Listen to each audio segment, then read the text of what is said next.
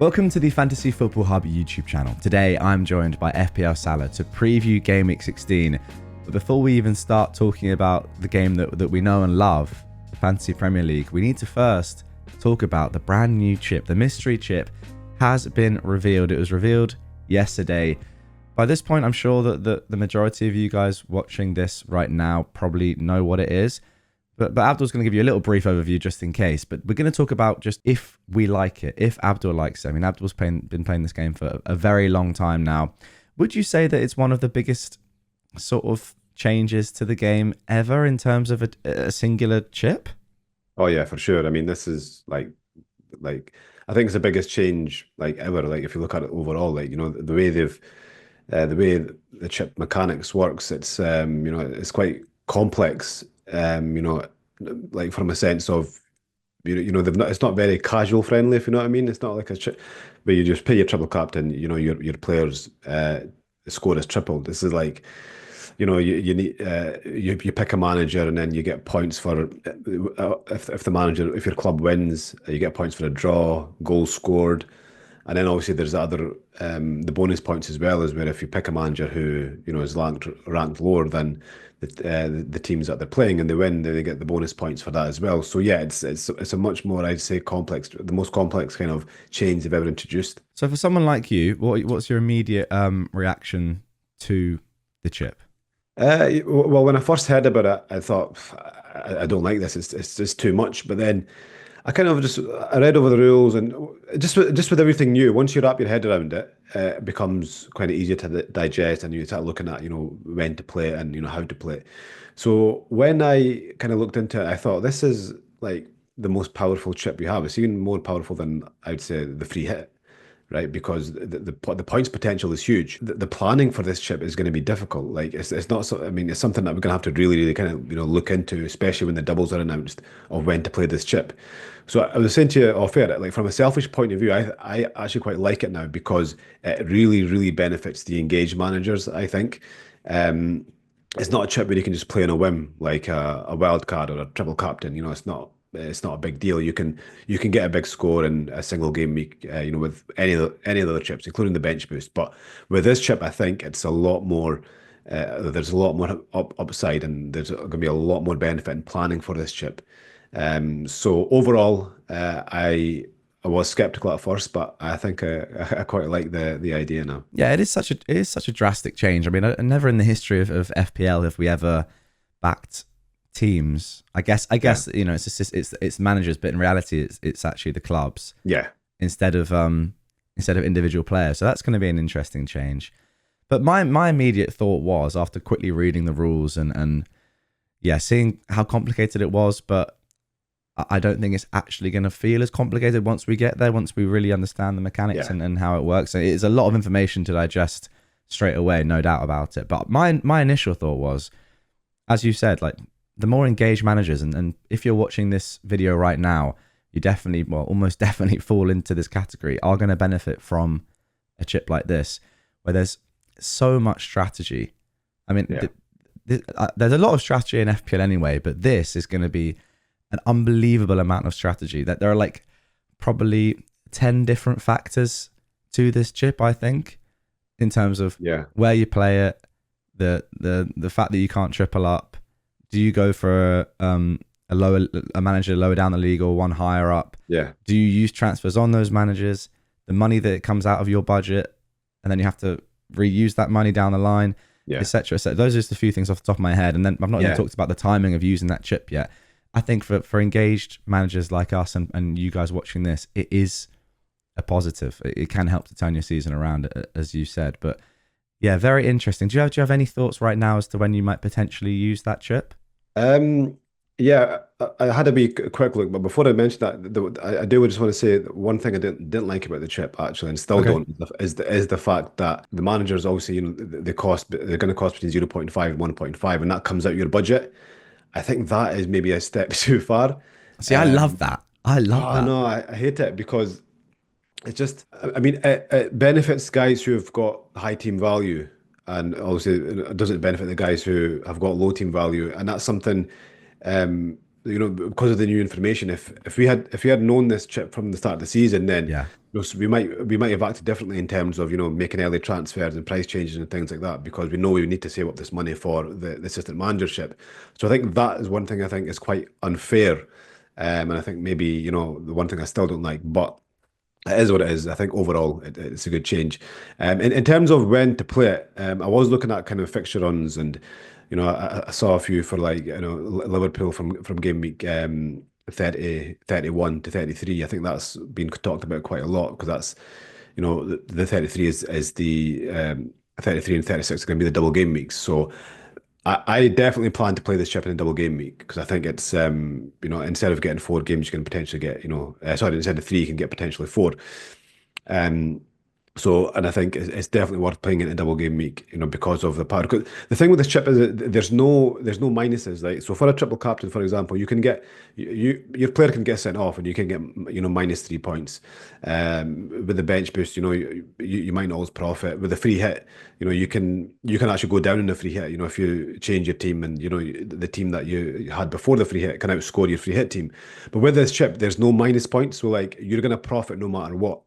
Because if your manager gets sent off or yellow carded, you don't get any minus points. So every point is a positive.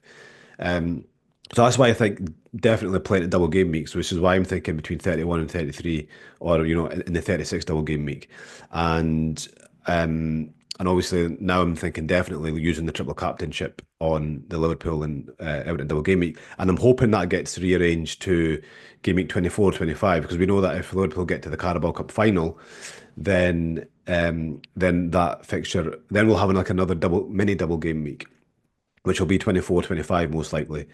But if they don't, then Liverpool's double will fall into 33 or 36. So then you're probably gonna have to use your triple captain in a single game week. But yeah, it's just, as I said, there's just so much like kind of to it's just so much information we don't have yet. Yeah. But I think the one thing I do know, I'll use it in a double game week. That's a good point that you make on it being unfair for managers with lower team value. I guess I would say to that, like, we knew there was going to be a chip at some point this season, Yeah. and that it was gonna whatever the chip is, it helps to have higher team value. But yeah, I get what you're saying, when it's not like an additional bit of money, but it's actually taking away from the budget that we already have. I personally like the fact that it's going to make it hard. I mean, for me, anything that makes the game more challenging to an extent is beneficial. I enjoy it, like the strategy and everything, but that is because I love fantasy football. I think for someone like me, when I saw people on Twitter complaining that, the manager takes up one of the 3 player slots, that's a disgrace. I was just like, no, that's a good thing, because then it makes it harder. Like anything that makes the game more challenging for me is in the same way as I don't like a limitless chip, because I think everyone just ends up at the same team and it's boring. In the same way that when FPL get the pricing wrong, it makes the season boring, because you can just have all the best players, and nobody wants that. Yeah. What makes FPL challenging and fun is when it's hard to get the best players in your team, and I think this is, this is kind of that, but with managers, and it makes the actual team itself harder as well, because obviously we're losing 0.5 to 1.5 of our budget, but it's going to be interesting nonetheless. And the good thing is that we have a lot of time to sort of prepare for it. As you said, you wouldn't even really be thinking about using it before 24 anyway, but 24 is the earliest we can use it. So I think that's the end of the discussion for the mystery chip so far this game week. I'm sure we'll talk a lot more about it in the coming weeks before it unlocks itself. But yeah, interesting stuff. If you have any thoughts on it down below, guys, always interested to hear your thoughts, of course. And if you have any questions as well, we haven't fully covered what it is, because there's a lot of information out there, and I think that I trust you guys enough to already know sort of what the chip is by this point. But if you're not sure, get in the comments down below.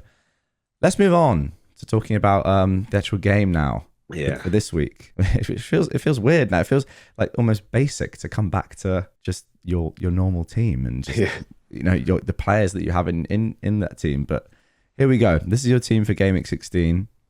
And well, a couple of potential issues in there. Just overall, what are your immediate thoughts on it? Yeah, I think there's more than a couple of potential issues. So obviously I've got Lewis out.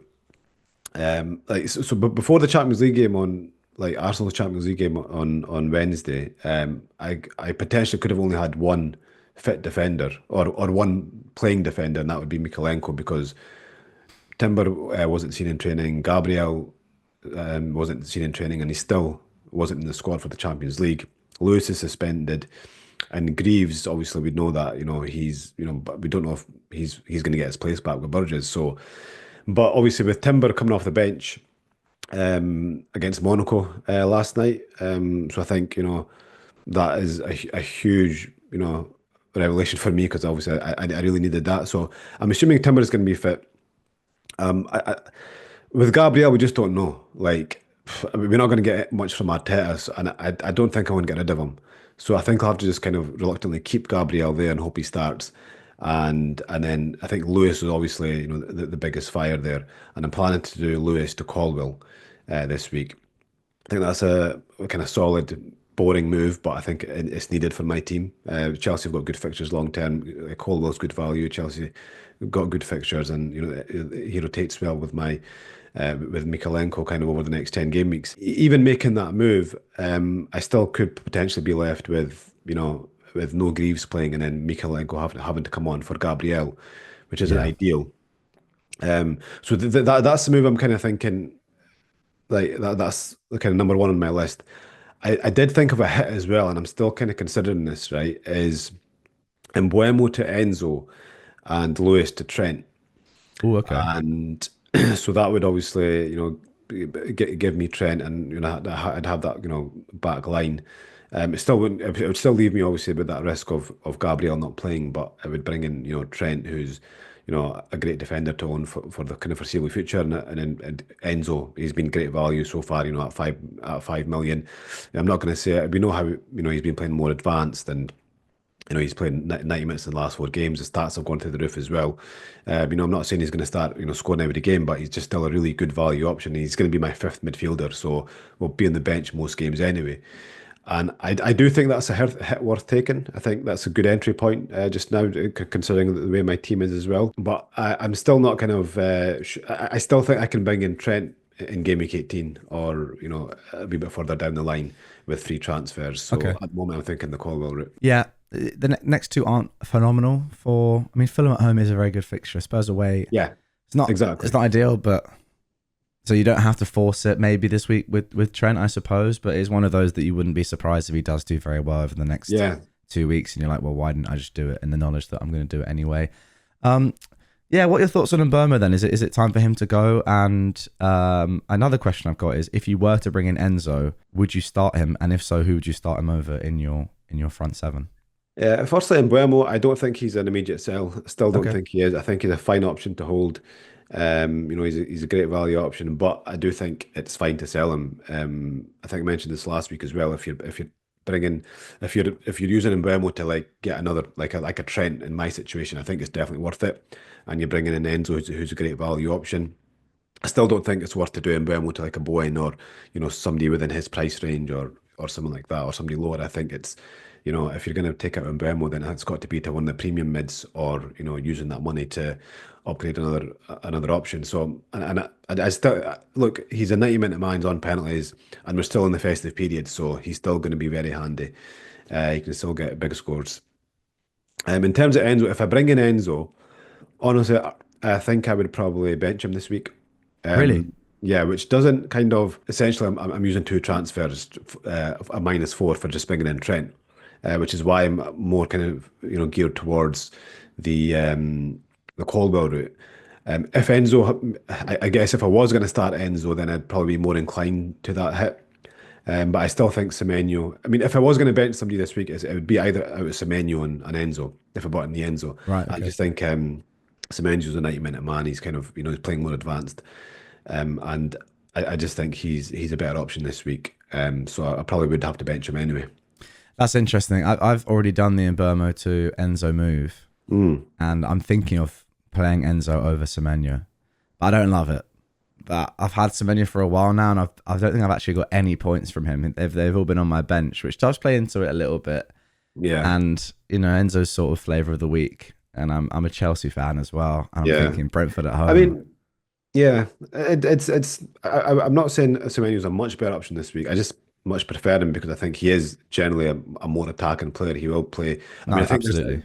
I think there's times in the game where Enzo could play deep, depending on game state, substitutions, etc. So he won't always be like playing as 8 or the 10. But look, still a great option. He's on corners as well, by the way. I think he takes corners from the right side or something, or one of the sides. So Yeah, from the in swinging corners, I think he takes. yeah, so you've got that as well. So he's a totally fine option, but I think I'd still just prefer Semenyo for the overall kind of goal threat.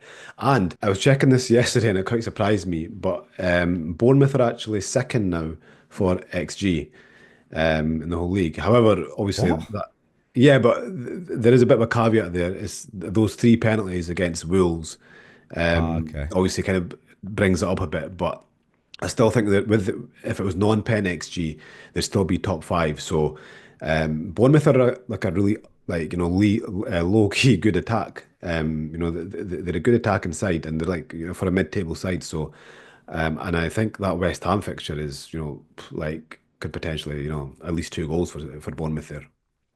Well, funnily enough, just looking at your AI recommended transfers on screen right now, Hmm. and oh, they're quite large on the screen. Goodness me, I'll make them a little bit smaller. There we go. And it's the recommendation is actually to bring a Bournemouth player in.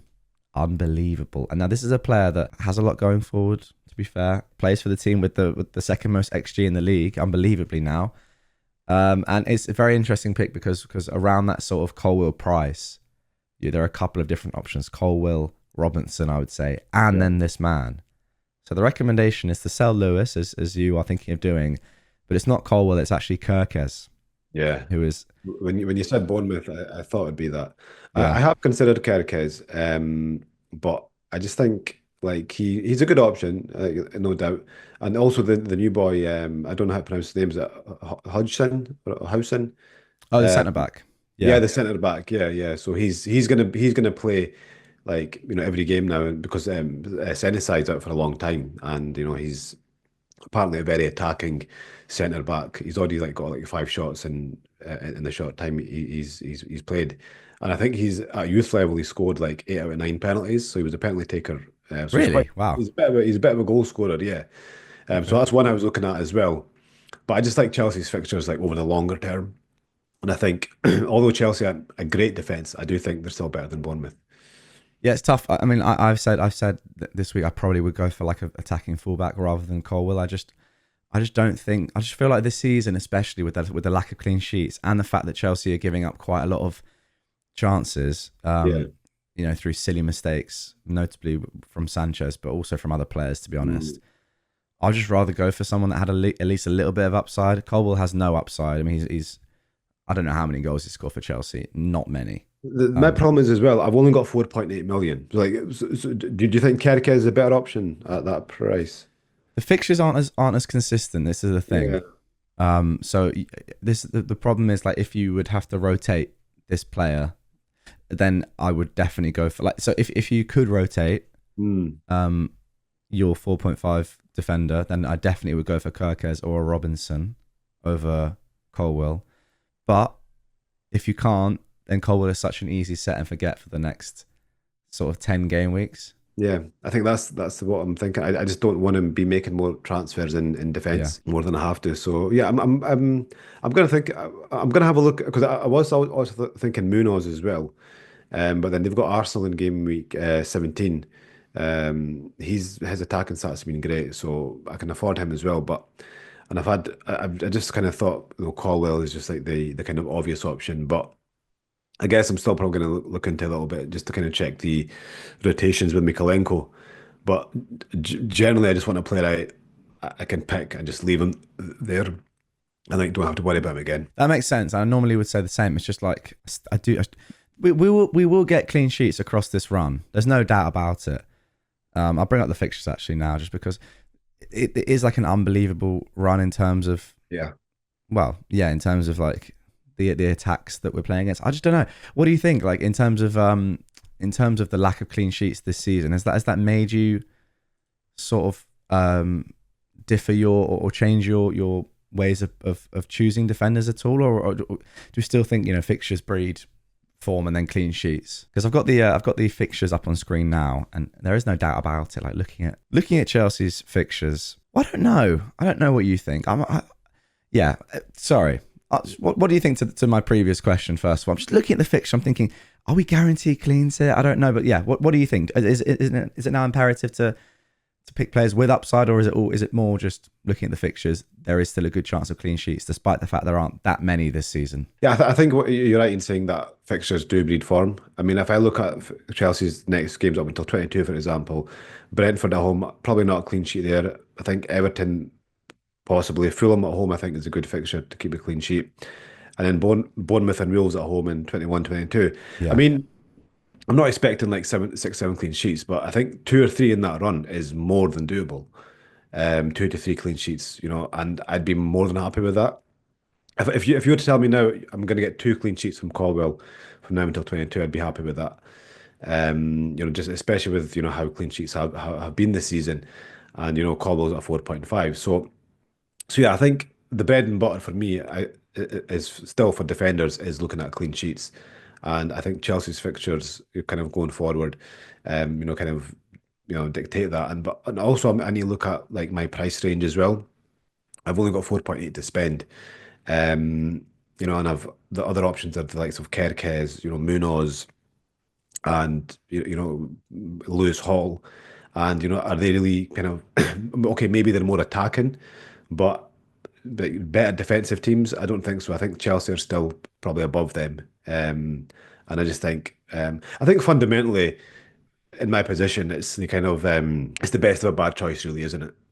Yeah, and you're not going to get anything unbelievable at sub 5 million level. Yeah. It's just, just looking at these fixtures. Lewis Hall's a good pick as well. It's just if you can rotate a player like that, then they're much better, because I'll go through it quickly. So the home fixtures for Newcastle, Leicester at home, even Ipswich away, then Villa at home, Wolves at home, Bournemouth at home, Fulham at home. Those are the next home fixtures in their entirety. Similar for Fulham, if you can rotate a Robinson. Southampton, Bournemouth, Ipswich, Leicester Yeah. away, United at home. Good fixtures. Palace ones are more up and down, but the Bournemouth ones are the ones that are interesting if you can rotate, because West Ham, Palace, Everton, Forest are the next 4 home fixtures, but then the away ones are the tough ones that you wouldn't necessarily want to play Kirkes in those games. So yeah, to be honest, looking at it's hard not to go with a Colwell. I just wish there was some attacking upside. It's the only thing, and maybe it's because I'm a Chelsea fan, but I'm still not 100% sure on us defensively, and I could never sit here and say that we're not going to give away sloppy goals in most of those games. We will outscore the opposition, I'm sure, but we're not there yet as a defensive unit. Not saying other teams are, but I would just want a little bit of upside personally. Yeah, no, I totally get that, and I mean, I think it's really worrying having Sanchez in goal. I wouldn't feel comfortable with him as my as my goalkeeper, or Yeah. having a defender. But as I said, I'm just kind of, I guess, stuck for options. I mean, ideally, I would have loved to have saved this week and just even played like a Greaves. If I knew Greaves was going to start, like guaranteed, I would just play him. At Wolves, I wouldn't be surprised if Ipswich gave me a clean sheet there, but I don't want to potentially be left with like 10 players. So yeah, I think it's going to have to be Colwell. Okay, going against the AI then. Going against the AI's recommendation. Yeah, I think so. But it's close. I mean, look, I'll bring up the defenders in terms of the predicted points over the next Yeah. 4 game weeks, and that's not where you're looking. You're looking for a sort of set and forget player in that position. Yeah, until the next yeah. wild card, basically. Yeah, which does change things. But again, like there's 1 point between Kirkes, Cash, Munoz, Colwell. I'm not sure where Robinson is, but yeah, Hall there's at 14. So it's close. Right, let's round this video off with captaincy. We've not even spoken about it yet. There's been so much to talk about so far. Let's finish things here. Just where's your head at? What are you thinking right now?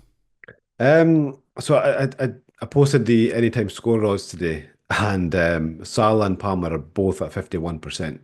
Okay. So I was hoping that would kind of, I guess make a decision for me, but it's just so close. Right now, my captain's on Palmer, the vice is on Salah, and the simple reason is I think Brentford at home is just a better fixture. I think Fulham have been solid this season, and obviously Liverpool at home, and Salah's been in amazing form, but so has Palmer really. So just kind of based on the fixture, it's on Palmer. If the Liverpool game hadn't been postponed, then we all would have captained Salah. Yeah, And let's say hypothetically he got 10 to 15 points in that game, because that has been what he's been averaging over the last, well, across the season realistically, which is pretty crazy to say. Do you think that would have changed your mind, or swayed how you're thinking this week? no, honestly not, because I when I was looking at the kind of captaincy matrix for the past few weeks, I always had Palmer kind of set for this week just because of that Brentford fixture. Okay. And Fulham have been solid. They've got the actual the first fifth best expected goals conceded in the league, whereas Brentford are way down in 17th. Yeah.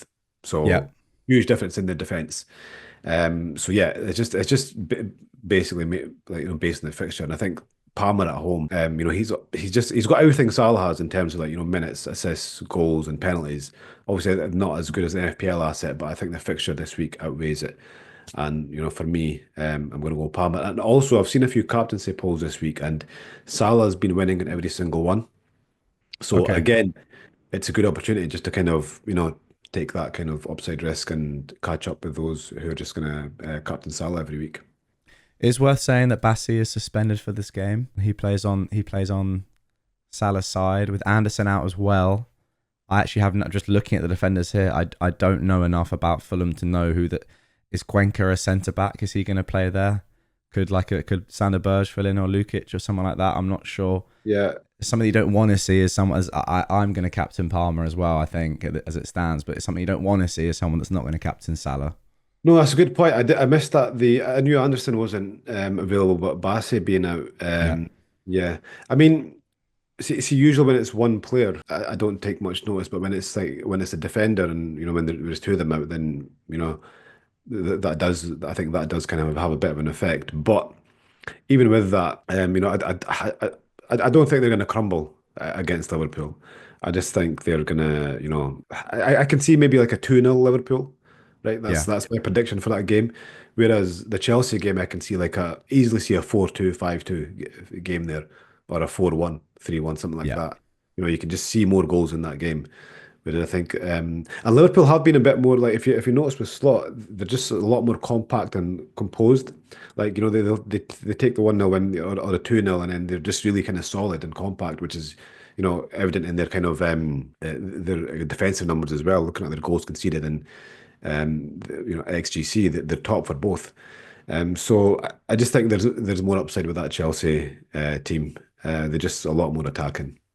Yeah, I agree with you. I feel like the Chelsea game could be a 4-2, something like Mm, that, something crazy. I mean, that was kind of what you'd expect with Brentford, whereas Liverpool, yeah, I think 2-0 is a very reasonable shout. mm. Okay, I think that's going to do it for this one. That's been, well, half an hour of content, but it's gone by pretty quickly. I mean, there's been a Yeah, lot to well, talk about. But there yeah, we go. One of our longest videos I think that we've done in a long time, Abdul. But thank you very, very much for talking us through your team and also the mystery chip. I'm excited for it. And yeah. yeah, thanks, mate. It's a crazy week.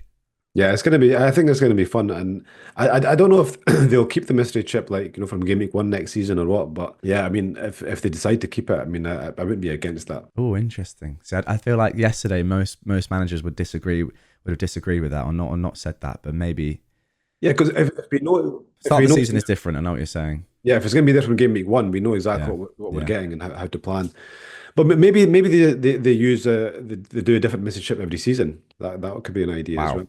Yeah, that would be crazy. yeah. There we go. That's going to do it for this one, guys. Thank you for listening and watching.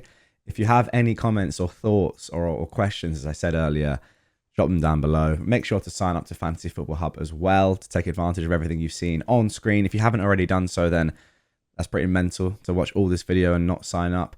It's still a 30-day free trial. That's going to go on for, I think it's a Christmas deal. So yeah, don't miss out on that. And we'll catch you guys on the next one.